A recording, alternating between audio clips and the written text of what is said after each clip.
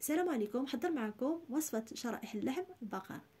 ناخذ 250 غرام من شرائح اللحم، نغسلوهم مزيان من الماء ونشفوهم مزيان يكونوا ناشفين. شرائح اللحم نضيفهم في اللاطه الفران ونرشوهم جوج جهات بالملحه والبزار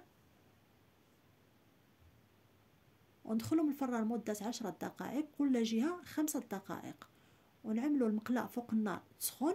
ومن بعد نضيفوا 2 معالق صغار من زيت لافوكا او السمن او زيت جوز الهند، ونضيفوا شرائح اللحم كل جهة دقيقة، ومن بعد نزولهم فوق النار ونحتفظوا بهم جانبا.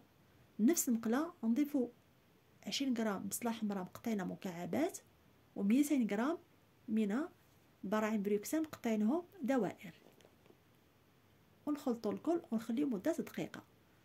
ممكن نضيفوا مزيد من الملحة والبزار ونخلطوا الكل. ناخذ طبسيل تقديم، نفرشوا براعم بروكسل ونضيفوا شرائح اللحم و20 غرام من جبن الماعز مفتت، ونزينوهم معلقة كبيرة من البيستاش مهرمش و2 معالق كبار من كلاصاج بلزاميك او معلقة كبيرة.